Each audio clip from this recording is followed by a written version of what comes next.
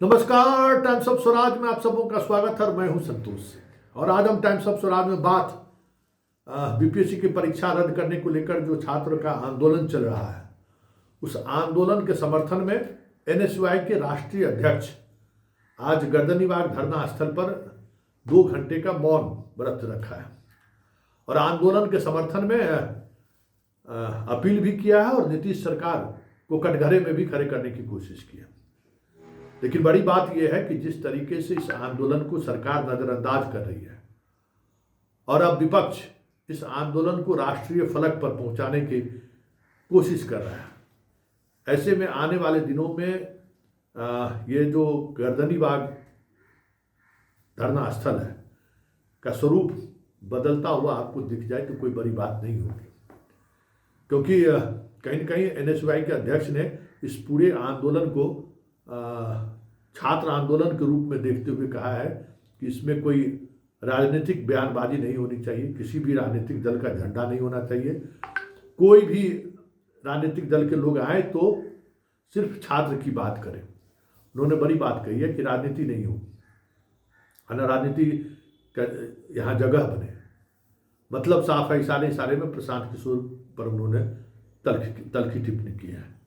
लेकिन एक संकेत और छोड़ गया उन्होंने कि एनएसयूआई के राष्ट्रीय अध्यक्ष का मौन व्रत धारण करना, धरना स्थल पर बैठना संकेत है कि 18 तारीख को राहुल अब गर्दनीबाग आ सकते हैं, क्योंकि राष्ट्रीय नेता के आने से पहले का जो एक माहौल है वो माहौल कहीं न कहीं एनएसयूआई के अध्यक्ष के द्वारा तैयार किया गया है। छात्रों को उस माइंडसेट में आने को प्रेरित किया है कि हमारे नेता भी अब आ सकते हैं।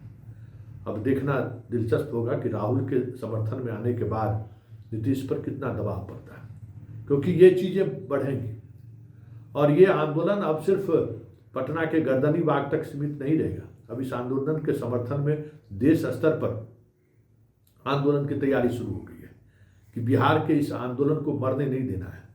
बिहार के इस आंदोलन को एक नई दिशा जिस तरीके से छात्रों ने दी है वो दिशा बनी रहे, बरकरार रहे, इसके लिए किसान आंदोलन से जुड़े हुए लोग भी इस आंदोलन को नैतिक समर्थन देने पर विचार करना शुरू कर दिया है। कई हमारे किसान नेताओं से बात हुई है, उन्होंने कहा है कि नहीं, सत्याग्रह है तो फिर हम लोग भी साथ हैं, हम लोग अपने तरीके से चीज़ों को कैसे उनको समर्थन कर सकते हैं, इसका हम लोग बात करते हैं कि कैसे उस छात्र के इस आंदोलन को मजबूती मिले।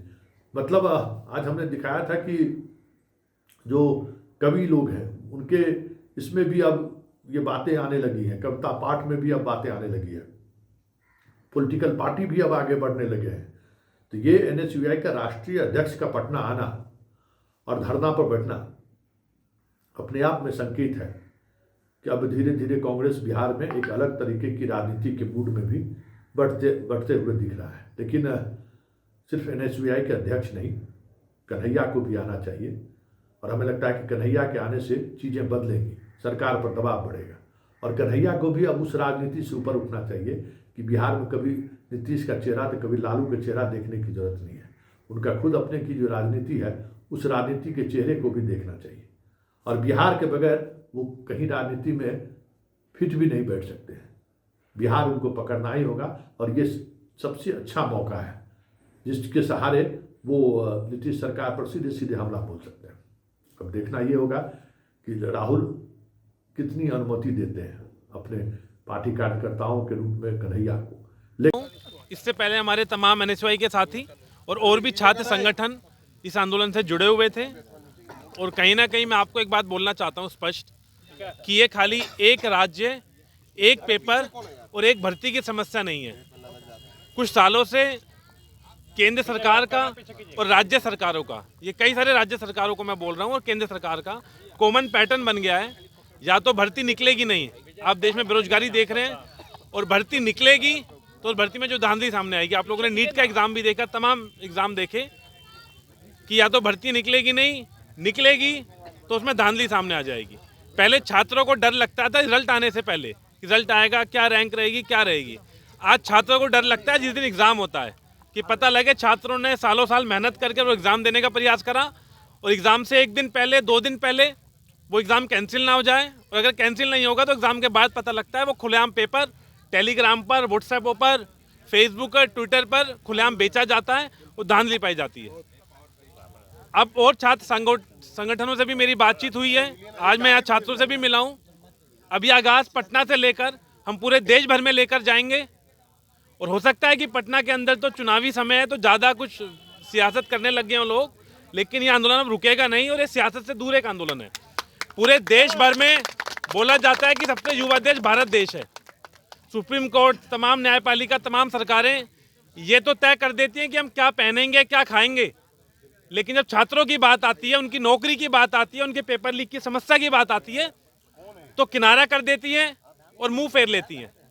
अभी तक जो आंदोलन की मैंने खुद वीडियो देखी, मेरी रूह कांप उठती थी उस वीडियो को देखकर, कि तमाम लाठियां, तमाम बंदूक लेकर हमारे जो छात्र थे उन पर आक्रमण हुआ।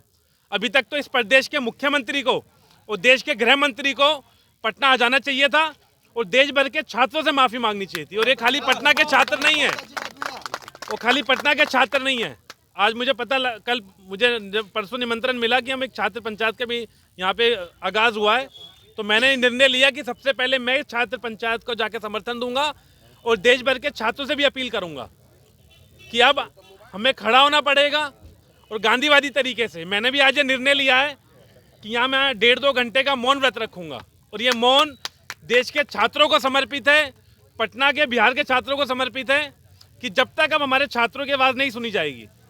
और इन छात्रों ने भी मुझे ये सुनिश्चित करा कि भैया खाली ये इस एग्ज़ाम को लेकर नहीं है, तो तमाम पेपर लीक की घटना आप लोगों के सामने होगा। वो किस तरीके से NTA हो, स्टेट बोर्ड हो, UGC हो, तमाम इनके जो संसाधन हैं, जो तमाम इनकी जो प्रक्रिया है, तमाम इनके इंस्टीट्यूशंस हैं, वो कम्प्लीटली कॉम्प्रोमाइज़ हो गए हैं। इसलिए पेपर लीक की घटनाएं सामने आ रही हैं। और पेपर लीक के अंदर अगर कुछ सेंटर कॉम्प्रोमाइज़ हुए थे बिहार में, इसमें छात्रों का गुनाह नहीं था, तुम्हारी नाकामी थी।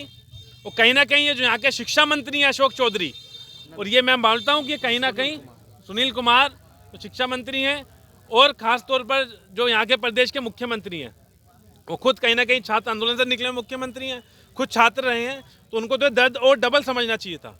अगर अडानी मुख्यमंत्री होता तो मैं समझ सकता था कि वो लाठियाँ चलो बरसा रहा है, वो कैपिटलिस्ट है, लेकिन खुद नीतीश कुमार जी को शर्म आनी चाहिए। और अभी तक ना उन्होंने माफ़ी तो मांगना छोड़ी है, छात्रों तक ना तो फ़ोन कॉल करा, ना छात्रों को बुलाया कि आपकी क्या समस्या है। और इस पेपर लीक के पीछे एक बड़ी साजिश है।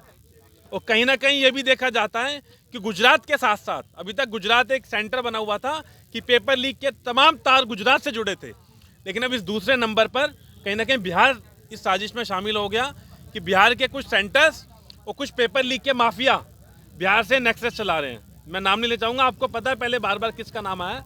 तो मुझे लगता है मुख्यमंत्री जी का संरक्षण है कहीं ना कहीं साजिश की, बड़ी साजिश के पीछे।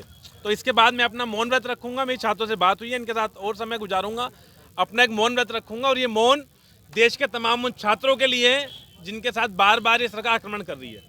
खाली गोली चलाना आक्रमण नहीं होता, उससे बड़ा आक्रमण होता है जब एक छात्र का, युवाओं का आप सपना तोड़ने का काम करते हैं। जब उसका सपना टूट जाता है, उसका भविष्य आगे दिखता है कि मेरा भविष्य अंधकार में है, जब मजबूरी में आकर इधर इतनी सर्दी में आपके बीच में लाठियाँ खाता है, डंडे खाता है। किसी छात्र को शौक नहीं है आंदोलन करने का। आपने मजबूरन छात्रों को, जिन्हें कोचिंग अकेडमियों में अपने घर पे पढ़ाई करनी थी और एक अच्छे भविष्य रोजगार की अपनी कल्पना देखनी थी, आपने आज मजबूर कर दिया देश भर के छात्रों को। वो सड़कों पर बैठे हैं, लाठियाँ खा रहे हैं, डंडे खा रहे हैं। और हमें और मजबूर ना करें कि देश भर में हम ऐसी एक आंदोलन खड़ा करने अब जा रहे हैं कि देश की सरकारों को, न्यायपालिका को भी हमारी बात सुननी पड़ेगी। इसके बाद मैं अपना मौन व्रत शुरू करने जा रहा हूँ।